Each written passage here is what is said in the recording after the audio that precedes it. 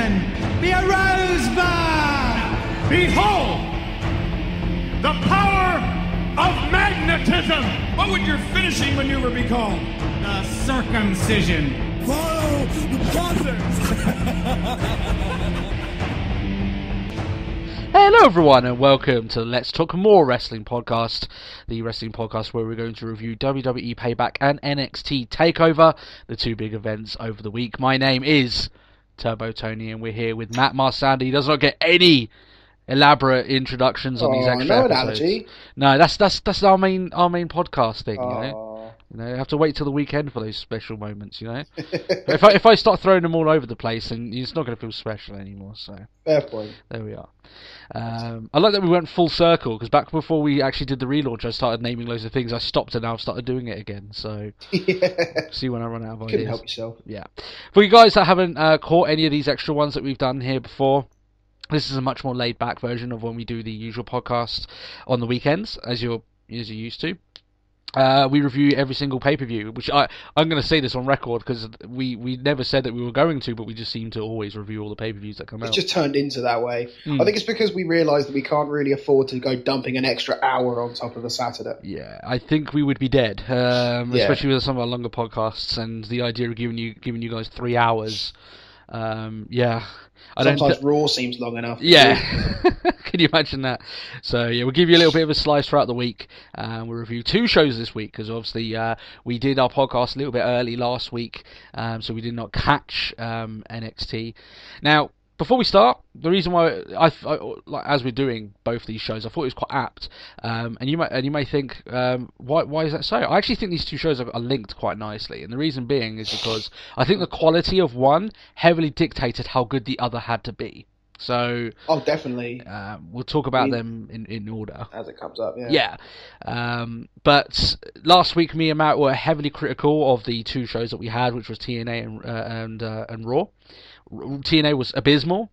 I haven't got around to watching the whole episode of TNA this week, but still haven't got around to it. I've watched about half of it, but we'll get there. You've watched more of it. I've watched more than I've managed to get through the last week's episode. So there's a plus, I guess. It still isn't a great episode, but we'll review that at the weekend.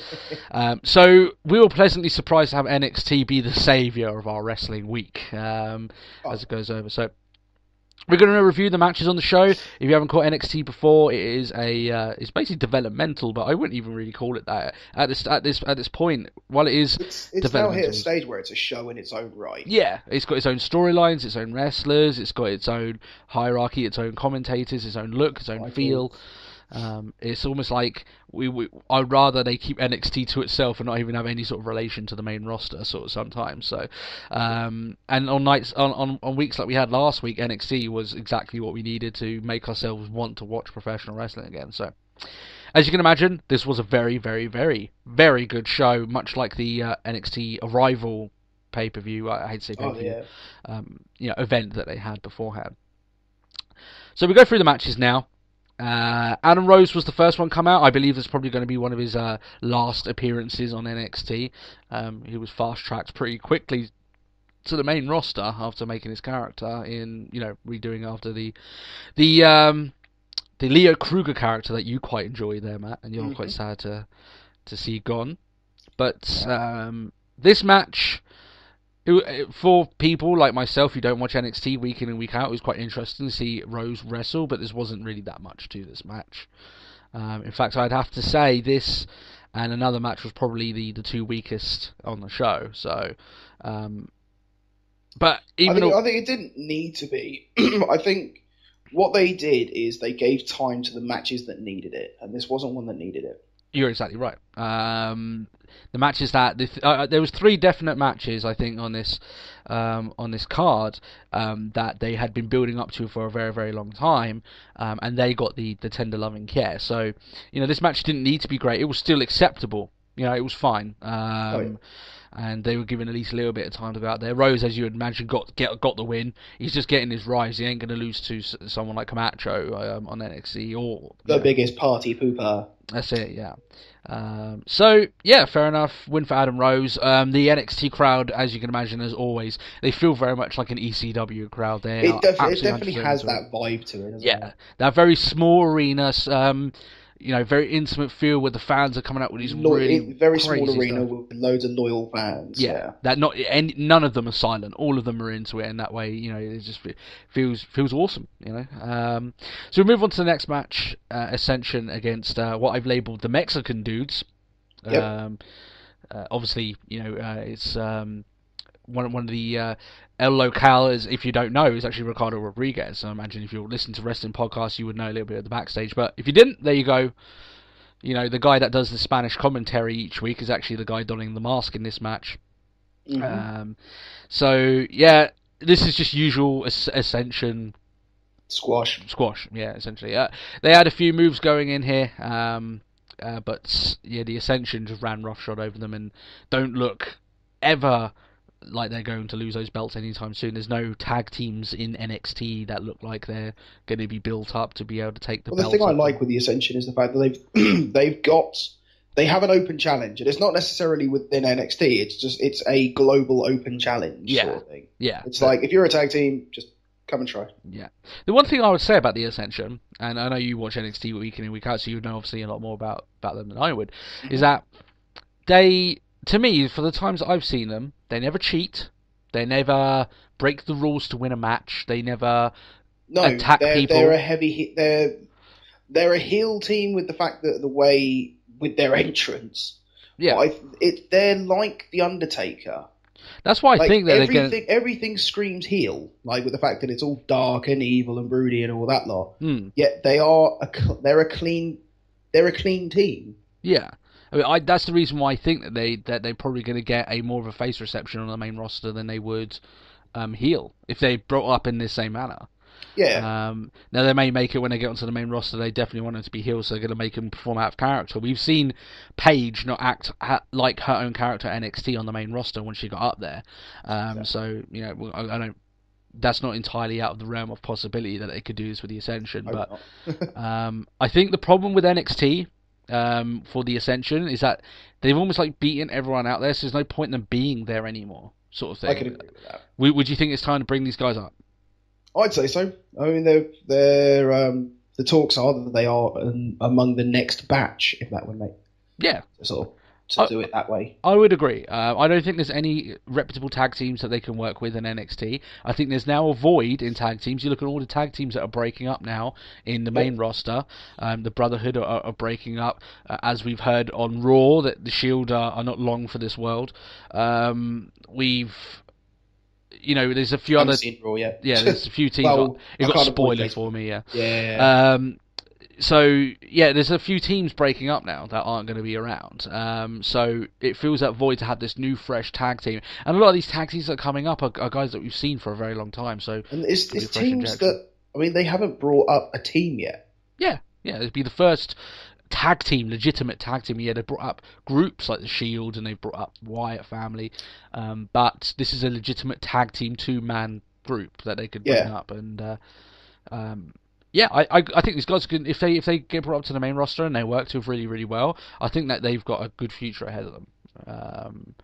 And I do like some of their moves, and the way they got their sort of mannerisms over with the crowd, because they don't really chant for them. They kind of like do the warrior grunt thing, don't they? Yeah. I just like there's just everything about them. It's just I like their style because they have a very physical style. Yeah. And it works with their sort of like their warrior ascension sort of. Yeah. Sort of style of gimmick, and it just works. Yeah, I agree. The thing is, with the reason why I say this about the Ascension, that they may end up coming over as faces if they don't change anything about them, is that back then if you had two dominant guys, big guys that were just beating people over and over, and it was dark, that was enough to get you heel. But in this day and age, it's not like that anymore. If you go in and you annihilate guys over and over fairly, you're going to get cheered for. That's the way it works. So we'll see how it goes with the Ascension anyway. Moving forward to a match that a lot of people had picked to be a very, very good match, but I had not seen enough of a certain Mr. Tyler Breeze to think that myself. If you haven't watched NXT, Tyler Breeze is this character, comes out and he's taking selfies of himself because he's gorgeous, and he comes up with these furry boots. The gorgeous grappler, the Prince of Pretty. Yeah, that's it, so you think this guy is going to be a little bit of a puss in the ring.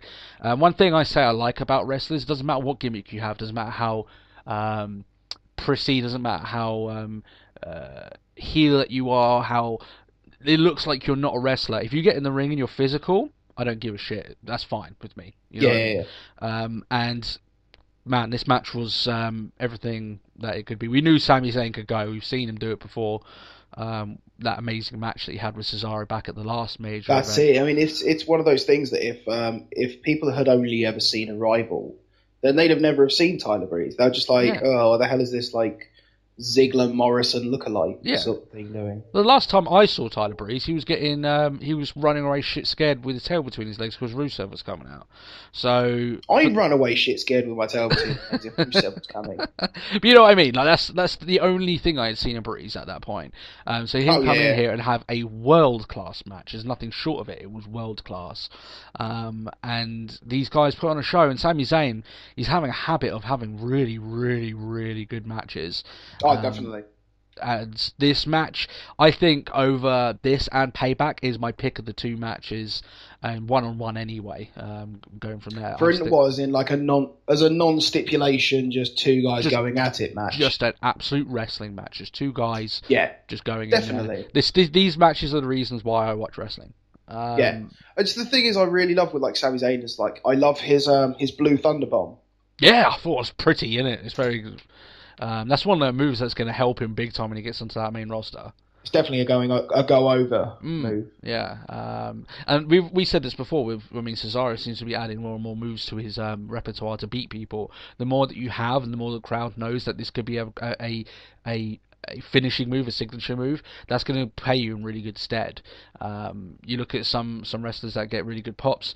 In the past, you got like The Rock, who had multiple moves. You had Steve Austin, who had multiple moves. You had the Lou Thesz, you had the Mud Stomps. You need to build up an arsenal of these different moves that people know could finish matches as his trademark to you. So, all good for Sami Zayn, I think. And with him losing this match, Tyler Breeze gets the win here, albeit in dubious circumstances, as you would expect. With the suspect finish.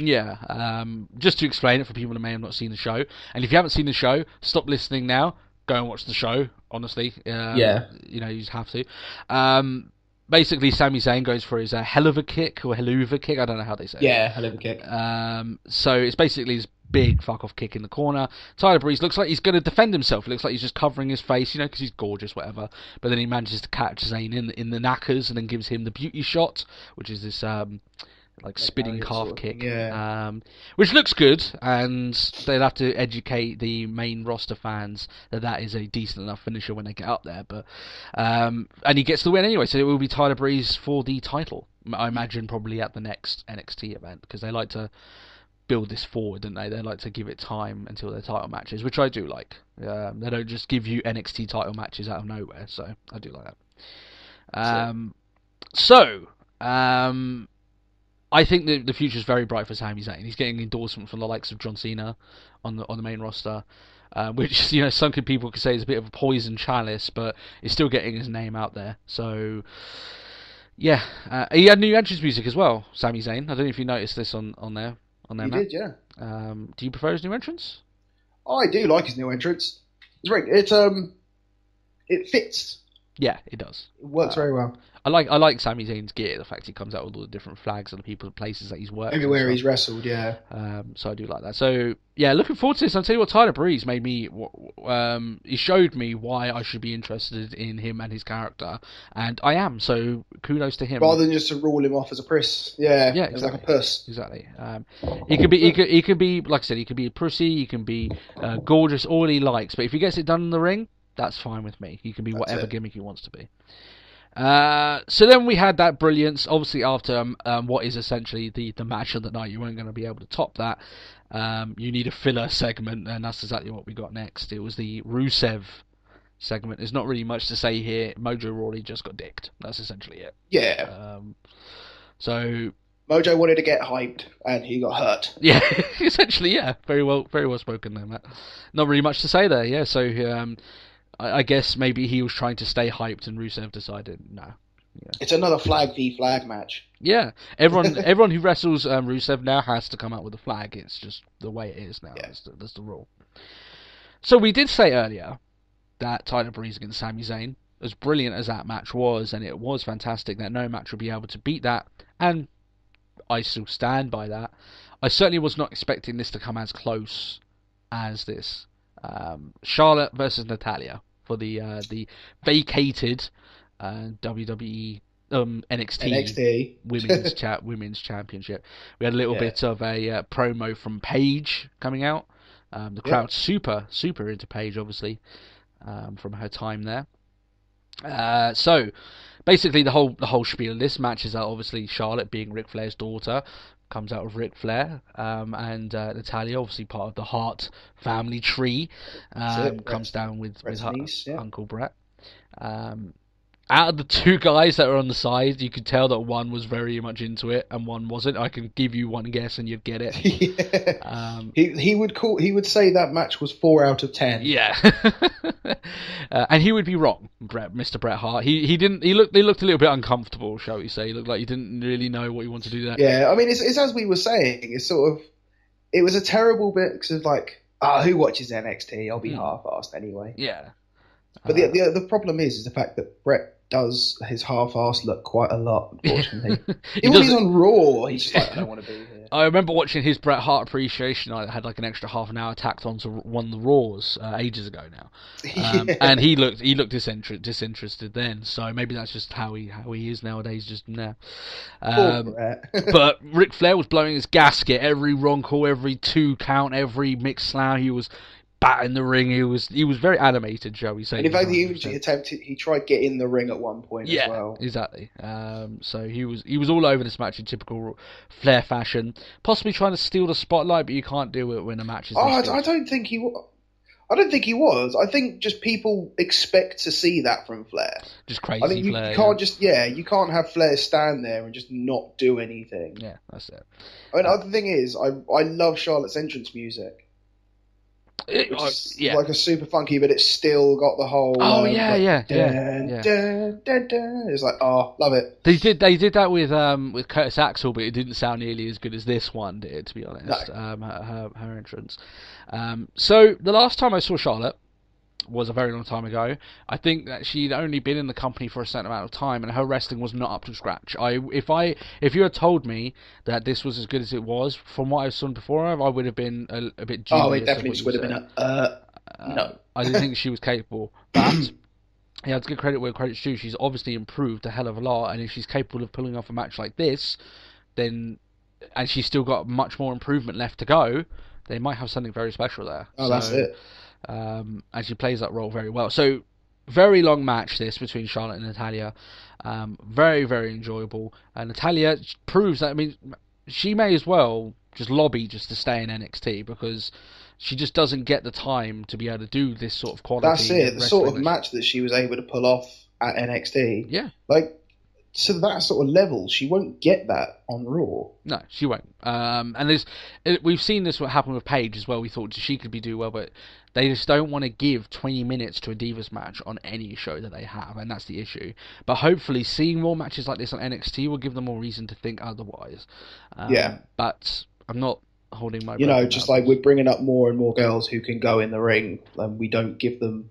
We still give them 5 minutes so everyone can go take a piss. Yeah, it's not right. Yeah, and the way that the matches are booked on the main roster as well aren't fantastic. That's it. We're long gone from the days where Trish and Lita main evented Raw. Yeah, we're so far away from that now that it's going to take a lot of work to get back to that point. But we like to take positives in female wrestling when we can, and this was definitely one of the best positives I've had watching women's wrestling in a very, very long time. So kudos to this girl. I applaud these girls. I applaud them. And good matches like these aren't soon forgotten. I'll just remind everyone of that. Definitely. So if everyone else says to me, she's a bad wrestler, she's now got an example of saying, well, actually, take a look at this match. This match was a 5-star match. Or as closest to that as you could possibly get. Yeah. So, main event. So it's Neville here, the NXT champion, Adrian Neville, against Tyson Kidd. So obviously fresh off of watching his wife lose her chance at the belt, he's going to take his own chance at getting the belt here.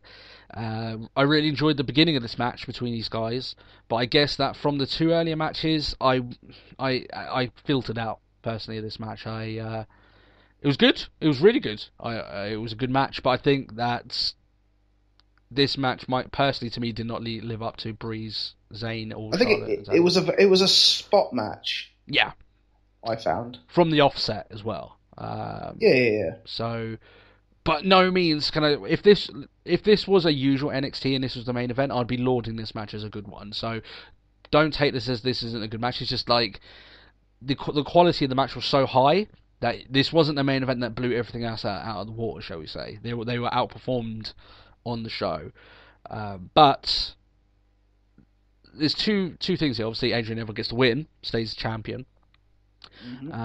This seemed like the final thing. Where do they go now? Tyson Kidd, he wasn't on the main roster. He can't beat the NXT champion, so there's no point in him going back to the main roster.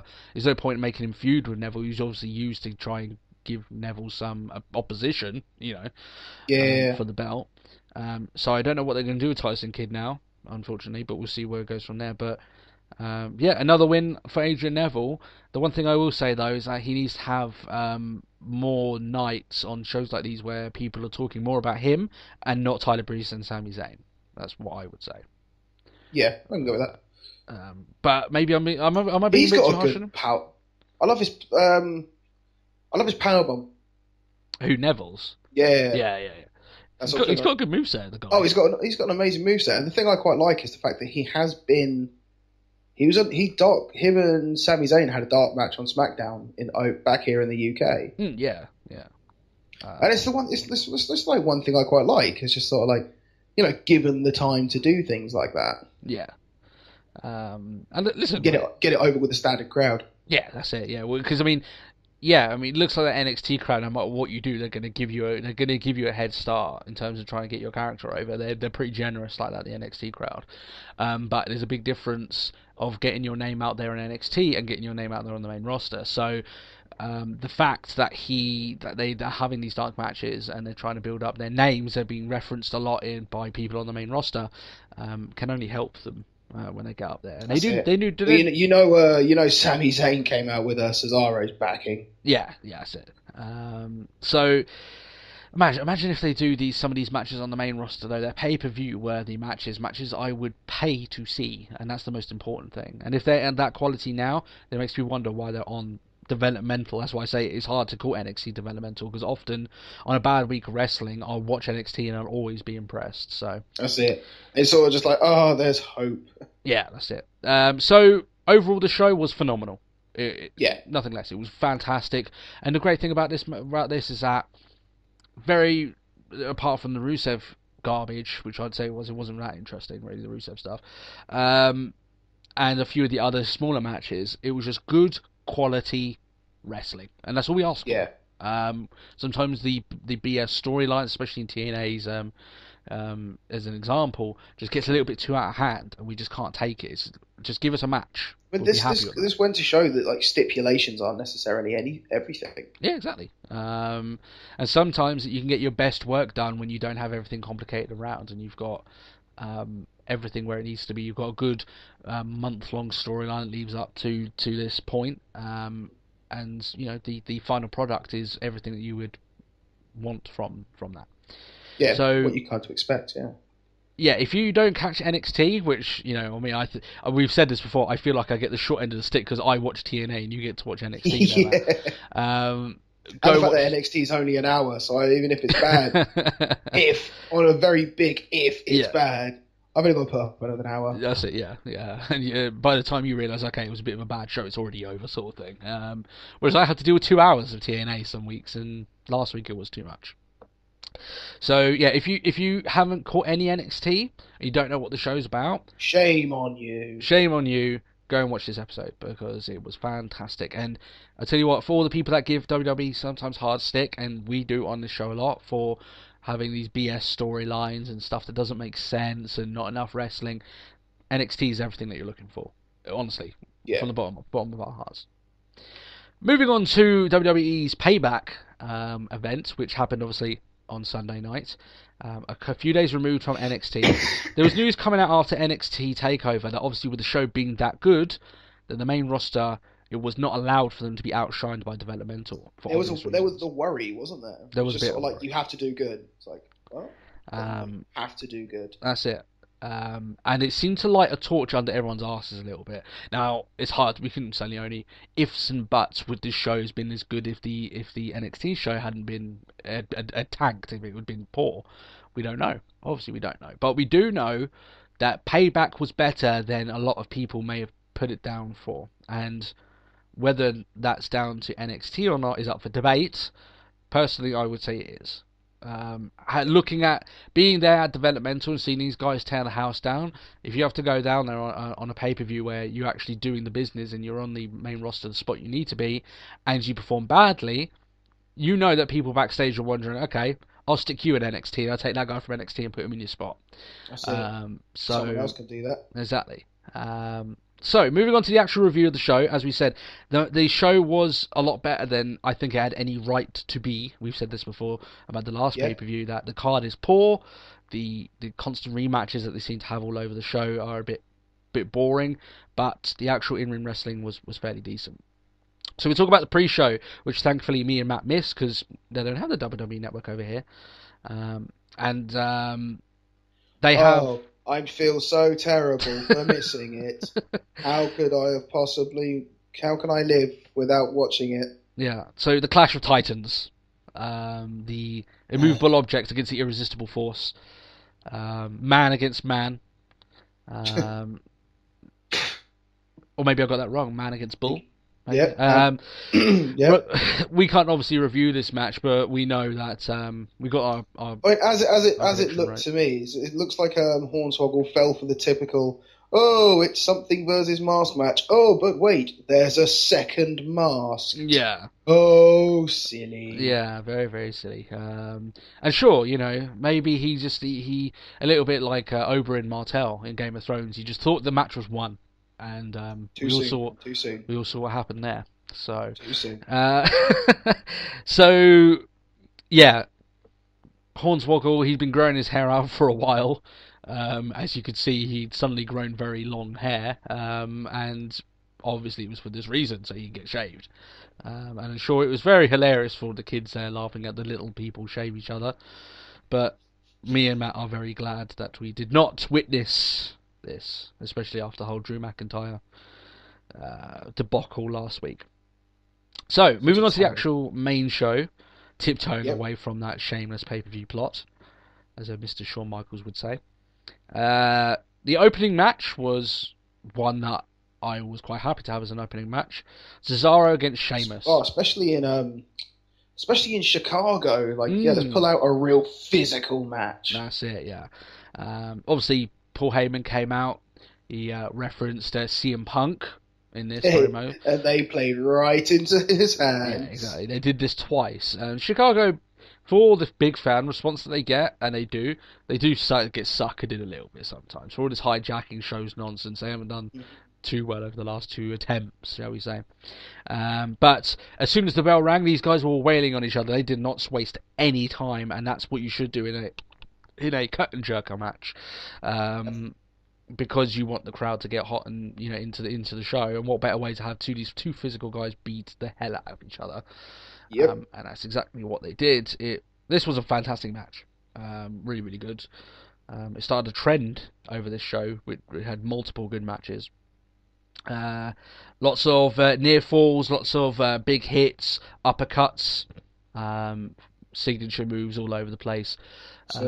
If you're looking for loads of false finishes and everything, everything that you really want from a match, Paul Heyman doing his thing at ringside also, and really good match from these guys, as you expect. If they were to get very physical with each other, these two guys are known for being very good brawlers and being crazy powerful. Sheamus himself has done some pretty impressive power feats in his time. Then it would be a good match, and it was. It didn't disappoint. The finish was that Cesaro looked like he had Sheamus beat. Sheamus looks a bit like pulls out a cradle pin, playing possum almost. I don't know. That was the one thing I actually didn't like with the finish of this match. What is the sneaky finish by Sheamus? Yeah, and I don't think people like Sheamus should do possum. They shouldn't use sneaky roll-ups. Yeah, to be honest, I would agree with you. They obviously did this storyline because they want to elongate it. They're not done with Cesaro against Sheamus yet. They want this to continue for a little bit longer. So having Sheamus eke out a win against Cesaro obviously continues things going forward. Yeah.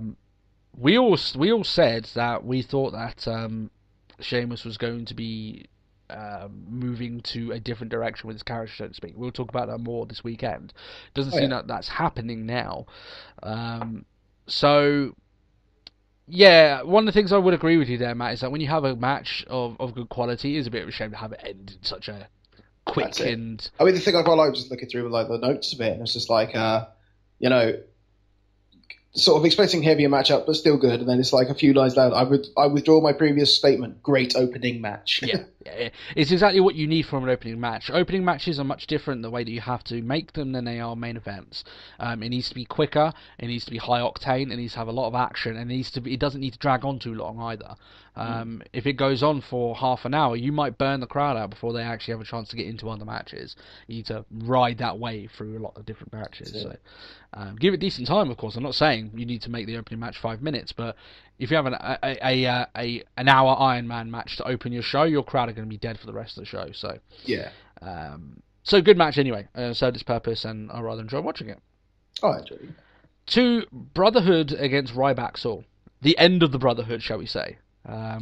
We said before, if you get beaten by Ryback Saul, there really isn't much hope for you, and it looks like they just dragged it on a little bit longer with these guys. I'm kind of going to withdraw that statement. What do you mean? Well, as of late, Ryback Saul have become really good as a tag team. Yeah, they're better than they were.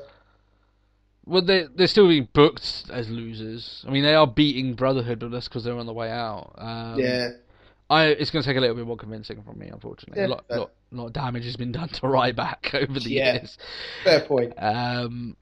But yeah, this match wasn't really long enough to really be any good. It wasn't horrible, but it wasn't great. I mean, it was in this match that I realised the craziest thing of the night. Go on. Someone in the crowd had a giant Jinder Mahal portrait. Yeah, there was a few of those different weird portraits going around during the night. I saw a few of them, actually. It's just like this massive Mahal face. I was just like, what the fuck? Well, he is the funny one, so... Of course, he would see the humour of this. He would see the humour of it. So with Jinder watching and watching the tag team division, why not? Him being there. Yeah. In paper form. Yeah, obviously Ryback will get the victory over Brotherhood here, and that spells the end for these guys. At the end, there's one thing, and I can't remember it. It's in my notes, but I can't quite recall it. But I seem to remember like a really messy moonsault. Yeah. I do remember that. Basically, a failed moonsault off the top rope, which Cody has done to perfection a lot of times, but he landed halfway. Yeah, and it was Cody's fault. Yeah, it was. He didn't get enough height. As I saw it, it's like that was just messy. He launched into them rather than going high and then yeah. But I mean, the amount of times he's done that move flawlessly is just a bit of a shame for him that it's actually on a pay-per-view the first time he messes that up. So that's it. But yeah, it did look messy, and because of that, the match didn't have much flow anyway to begin with. So, but yeah, after the match, probably from the crappy moonsault that he'd done, Cody's very depressed. He tells Goldust, "You deserve a better tag team partner with me," and this is the end of the rivalry. And we eagerly await Raw to find out what happened. Yes, and we'll see what goes on with these guys going forward, because I'm going to use a football analogy here. It's like a tale of two halves, right? The first half of Brotherhood coming back, monumental, fantastic, great tag team wrestling. These guys were tied championship winners, went on to have match of the years. And the second half, nowhere. Bad matches, not very good, not very entertaining. So yeah, their time is done, and I'm not sad to see them break up. So I think that's pretty much a biggest damning as you can get of their grouping, shall we say. And it's not down to them, it's just the way they've been used. So Big E against Rusev, we know Rusev went against Mojo Rawley earlier on the week, and he was carrying a flag. Well, Big E is taken to doing exactly the same thing. That's it. Came with the flag, and guess what? Yeah. Got essentially squashed. I mean, I know he got a bit of offense in, but I mean, this match wasn't long at all. It was over before it really started. I quite enjoyed the finish. Yeah, it was that was okay. It was a good little match. The one thing I was saying though, the crowd dicked over it to begin with, because that was when the Ziggler chants started. Yeah, because you knew it was going to happen. It would have been different if this match had been 10, 15 minutes long and Big E looks like he was going to beat him a lot, but it never looked like that was going to happen. So they didn't suspend that belief, and and later on, obviously the crowd, as you say, the crowd got into it a little bit, but it was finished by the time they could get into it anymore. Yeah. And when I said that Big E lost the IC title, I said, well, this opens him up to go and do other things. This was not exactly what I had in mind. Yeah. For Big E, and it doesn't look bright for him at the moment if he's being used as cannon fodder for the likes of Rusev coming up. But we hope, maybe I reckon this won't be the end of Big E against Rusev. They'll probably do more with these guys, but we'll keep an eye on Big E because he could fall by the wayside. I think he's a lot better than that, personally. He ain't no Xavier Woods, let's just say that. Who? Xavier Woods. Who? Exactly. Do you know the last time I saw Xavier Woods was on a WWE Inbox episode on YouTube. Ouch. Walking around backstage with I know it was his big thing in NXT, it's morphing time and he did his roly-poly body splash sort of thing. Okay. But he was genuinely walking around backstage with the Mighty Morphing Power Rangers. They're like, it's morphing time. Oh, they hold it up to the camera. He genuinely was walking around with one of those. I was just like, okay. oh dear. Probably for the best we haven't seen him recently then. Moving on, Kofi Kingston was Bo Dallas's next opponent. Bo Dallas was getting ready to wrestle him, getting ready to believe in himself and all the other believers in Chicago. And then, because Kofi Kingston didn't believe, unfortunately, he had to wrestle Kane. That's not obviously how it went. Obviously. You say wrestle Kane? Yeah, it basically get destroyed by Kane. Kane came and hurt him. Yeah. So apparently Kofi Kingston had been making some Twitter arguments about the authority and all this lot, so Kane came out and demolished him, which I'm sure is a very heel thing to do, but if anyone knows this, I'm not a big fan of Kofi Kingston, so Kane gets a thumbs up this week for destroying Kofi Kingston, and hopefully you don't have to see Kofi for a while. Just repackage yourself. Come back as something interesting, man. Oh, really? I don't think that would be the case. No. And to be honest, I wouldn't even want to see that. Yeah, I mean, this whole thing just makes me stand as Bo Dallas did not get the talent from the gene pool. I think his brother got it all. Well, no, I think he's all right. I think he has no charisma. I'm sorry. He's getting heat, man. He's getting heat, but I don't buy into it. Your hate for Bo is clouding your mind. I know. I think it's actually. I think it's changing. I think considering. I'll tell you what. Considering his match on Takeover, I think I wouldn't go as far to call myself a Rosebud, but I'm definitely more a Rosebud than a fucking Bolívar. Oh wow! So you're leaning different sides now. Wow, quite interesting here. But I tell you what, maybe you need to go on to Bogle and do some more Bo search on Bo Dallas. No, okay. So yeah, basically, Bo Dallas after the match anyway, he said to Kofi Kingston, "Don't worry, man, you'll be up and right as rain in no time. Just gotta believe. Just gotta believe." Oh, God. So what a man! And he's creepy looking. He's genuinely scary looking. His smile is probably scarier than Bray Wyatt. So yeah. Moving forward, Bray Wyatt doesn't have rape face. Yeah, Dallas does have a lot of rape face going on, so scary. Next match anyway, which was the IC title match. RVD was the winner of the Beat the Clock challenge, and has been rivaling with Mr. Barrett, our compatriot from the British Isles. This match, like the US title match earlier in the night, was very, very good. Maybe not as good as the Cesaro Sheamus match, I would say. Probably the weaker of the two. I wouldn't go as far as that. Yeah. But still good in its own right. Still enjoyable. But doesn't rank in the top 3 good matches of the show. So each to its own. Watchable. Yes. Good. yes, but if you had to put a gun to my head and say you're only going to watch one or two shows in this shows on this 1 or 2 matches on this show. There we go. It's the extra show. I can get away with making a few slurs like that. Then this would not be near that list. So, oh God, no. So fair enough. Anything that you want to say about that match at all? I guess it's kind of forgettable, really, isn't it? Yeah, it was a good match. It was a good match. Really it definitely was that moment of just like, oh look, how convenient, we have these chairs reserved at ringside. Nobody's in them. Oh well.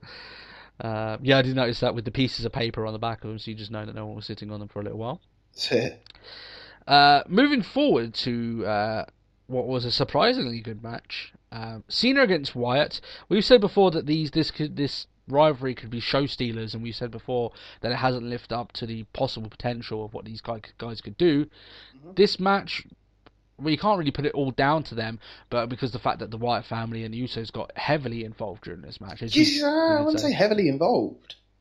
They were involved a bit in the beginning, and they were involved a bit at the end. Yeah, they gave the extra two, Wyatt and Cena, time to have a break and then obviously get back into their stuff. That's it. But it was a particularly dirty spot. When I say dirty, it was good, but it was just mental. Where basically Luke Harper suplexes one of the Usos off of the turnbuckle through 2 tables.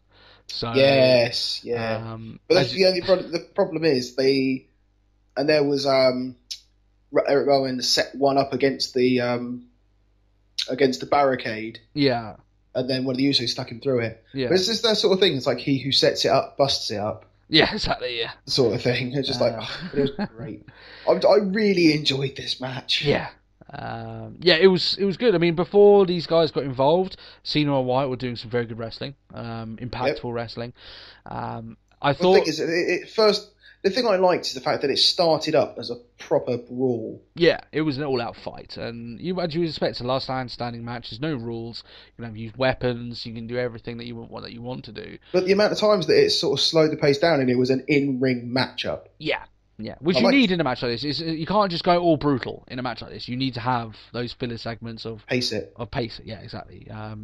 You can't go full power all the time. It's going to devalue the match as a whole. You need to apex it.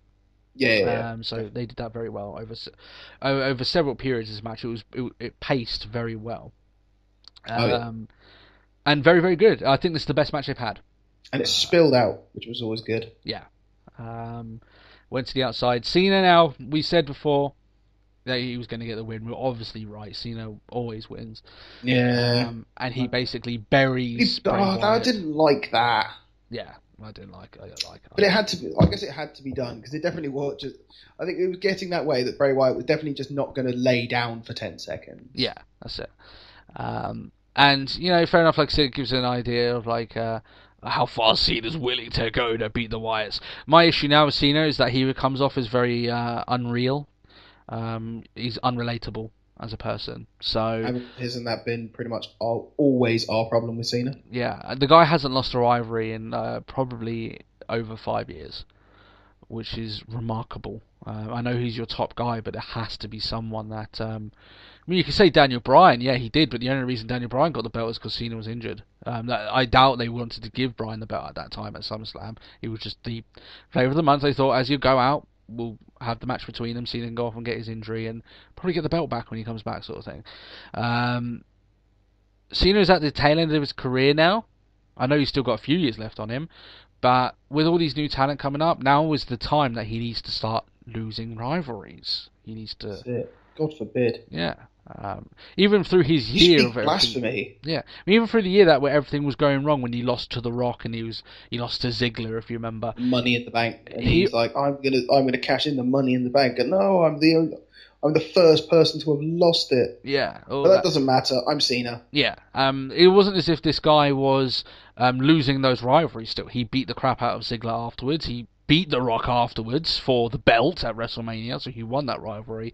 It's very hard to relate to John Cena because I know Super Cena gets thrown out a lot, but I mean it's for good merit. The guy looks invincible, and therefore he's unrelatable.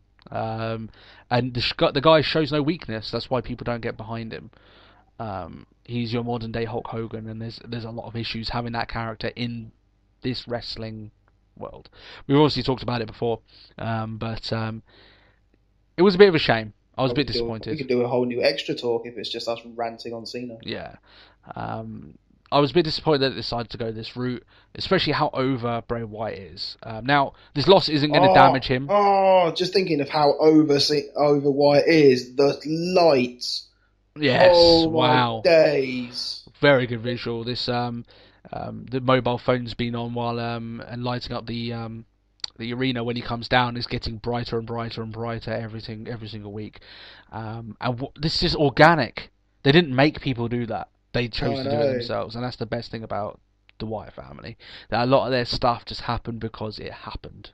And it's like the Daniel Bryan stuff. The yes chant was there for ages. It was only for after what they'd done with Bryan that suddenly it popped up again, and it was out of nowhere. Suddenly all these yes chants were coming out of nowhere, and it was like an organic thing that grew with the crowd. And these are the best things that happen with that. So things that you don't have to force. That's the best thing. So moving on from the brilliance of Cena versus Wyatt, their rivalry should be over. I hope to hell that they're not having another match. They've had 3 now, and I don't want to see these guys involved with each other for a while. It's been too long. Yeah. So we move on to Paige against Alicia Fox. Poor match. I think that's probably the best I can say. After watching Charlotte and Natalya. Yeah, it was lacking. Yeah. They seem to be doing far too much of having Paige having smash and grab wins. It doesn't do anything for her character. Sure, she's getting wins, but she's looking pretty weak getting them. And while it wasn't a problem at the start because she was new, they went through this process of a month of legitimizing her getting a win over Tamina, and then now it means nothing because they basically undid all that work. So, yeah, she's still champion, but people don't believe in her because she hasn't... I'm not asking for her to dominate people, I'm asking her to be competitive. To just win. To not roll people up or just do a quick finisher and win, to out-wrestle someone and win that way. Put her against Emma. They're not doing anything against Emma. We know what the quality of match that they can have. Why didn't you do that instead? But obviously they don't want to have face against face and all that BS. And see what goes on from here. I doubt this is the last Alicia Fox Paige match that's going to happen. So hope so. There we go. And unfortunately, I think this is the limit of what they can do with Fox and Paige. So it was a buffer match. That's all it was meant to be, and it was that. I was a little bit disappointed regardless. Main event: The Shield against Evolution in their second match against each other. The rematch from last month's Extreme Rules in a no holds barred elimination 6-man tag match. So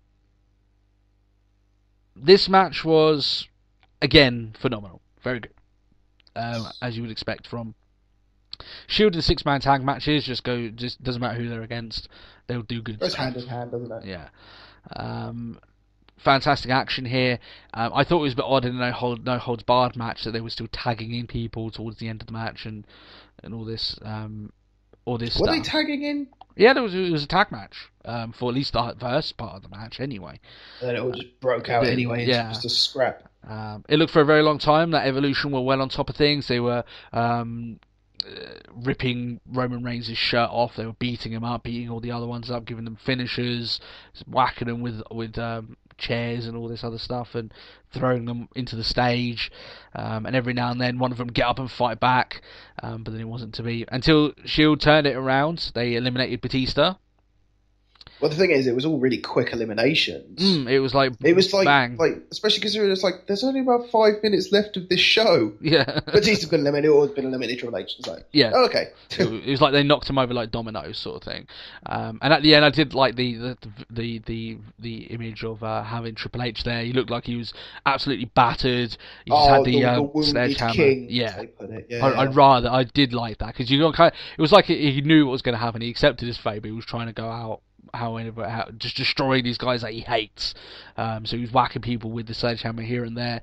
I will admit, I've seen like the first 5-10 minutes of Raw. Yeah. And Triple H is sporting quite the black eye. Yeah, quite the shiner from that match. And it was a physical match. It was good action. Oh God, yeah. Nobody can take away the physicality of that match. Yeah. Just a very, very good match, and it tipped off what was a nice collection of good matches on the show. You take the two lower belt matches, the IC title match, the US title match, Cena versus Wyatt, Shield and Evolution. You've got a good show here. Now there was a little bit of garbage to get through, but all as we said for the NXT, all the matches that you wanted to see and all the matches that had potential to be good were given time to be good. So, right, definitely. I give this show a thumbs up, personally. This pay-per-view definitely gets... This was worth them. I say it was worth the money, but for me over here is on Sky Sports, and it's like I didn't even pay for this one. Yeah. So, which is good for us, you know. I mean, I know you guys over in America we get a few kind of free pay-per-views over here in Ireland and England. But yeah, I was pleasantly surprised how good this match was, how good the show was. They did also have the segment as well with Brie Bella quitting instead of having the instead of having Bryan's title taken away from him. I thought it was a good segment. The crowd are actually really hot into it. But then it just reminded me how much I hate Brie as I use the term loosely, an actress. Yeah, she is bad as an actress. She was bad here as well, but I think the amount that Stephanie has got people hating her carried over what she was doing. It doesn't matter, yeah. And she played her role. It's fine, and obviously she gave Steph McMahon the slap heard around the world, as they're saying. So now Steph is on the warpath. She ran out of the stadium like a little girl, really. So. And no, she did not piss herself. No, yeah, there's memes going around saying that she pissed herself and everything like that. And another note as well, everyone seems to be losing their shit over the fact that Batista wore blue at the pay-per-view. The blue Tista! The blue Tista was trending. It was trending as well on Raw. I don't understand. He was wearing blue. It wasn't that different. He just didn't want to wear the generic black like Triple H and Orton. And yet everyone's losing their minds saying it was blue. But maybe, I don't know, maybe it just doesn't resonate with me. I didn't know why everyone was losing their minds that he was wearing blue. Like, now there's pictures of him as a Smurf. Yeah. It's just ridiculous. Yeah. So who knows? Maybe he's going to eventually turn completely blue, and he'll be the Incredible Hulk's. Yeah. You know, he's gone into movies now. Why not?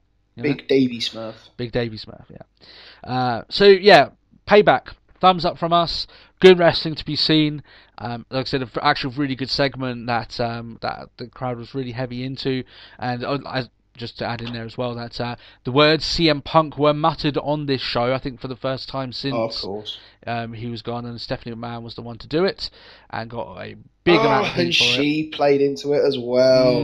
I loved that. Yeah. It's just like, they want you to quit like CM Punk. Yeah. It's like, you did not say that in Chicago. Yeah. I mean, a lot of sites get a little bit bonkers whenever any news comes out about CM Punk. CM Punk's here, CM Punk tweeted and stuff. I'm not as interested. I can't care anymore. Yeah, I can't really care. But this does mark the first time that his name has been uttered since he left. So Heyman has made references to him, but never said his name. So, that's the interesting part of that. So, if you're on the fence of whether to watch Payback, maybe you know the results, I would recommend so. But I would also recommend that you go watch Takeover, because I think Takeover was, for in-ring wrestling, better.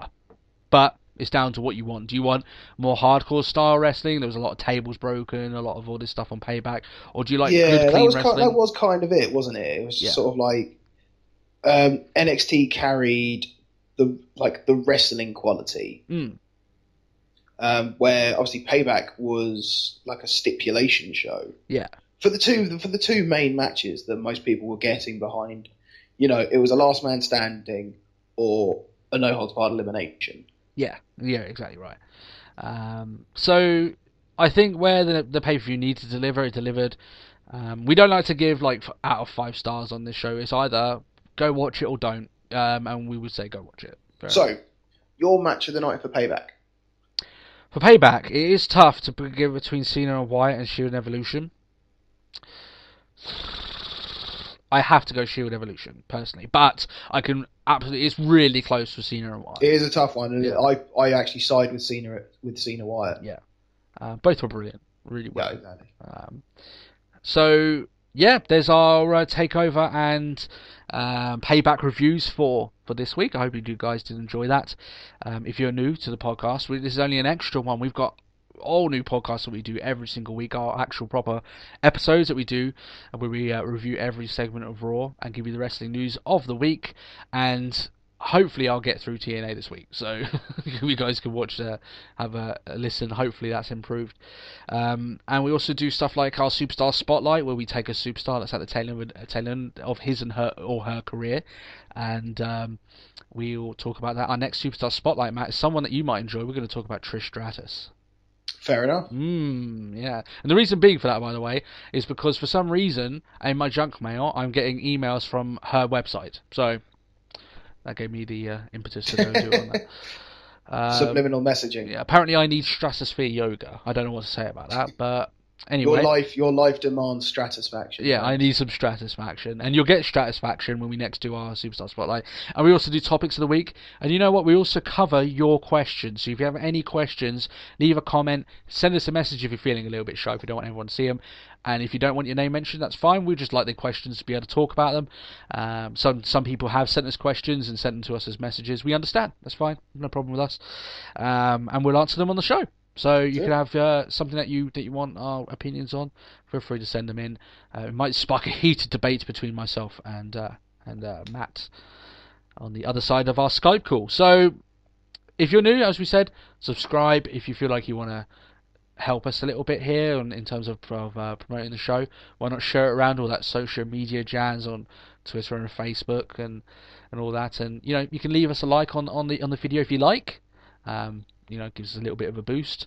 Is there anything else you want to add on to that, Matt? Or have I publicised us good enough? I think you've socially whored us enough. Yes, I have layeth the social smackdown upon them, upon our subscribers and our listeners. And thank you guys as well, because we're getting new subscribers each week. So thank you guys for subscribing. We're getting new. I feel like we're growing as a podcast. So I know we say this every now and then, but thanks a lot, you guys, for hopping along our ride and giving us the feedback. We do appreciate it. So, anything else you would like to add? No, that's it. That's it. Yeah. So we are out. We hope you guys have a great week. We'll be back at the weekend. We're sorry that it's a little bit later. Normally you actually do the pay-per-view review right the day after the pay-per-view. But circumstances dictated that myself and Matt weren't able to do that this week. And we won't be able to do that every week, so don't bank on that. But we will get the review to you before the weekend happens, so you will get that, don't you worry. Oh, that's it. And we're just going to say goodbye, because otherwise we'll be here, we'll publicise ourselves too much. We'll rabble on, as we do on our extra podcasts. Thanks you guys for watching, and we'll see you at the weekend. Catch you soon. Bye-bye.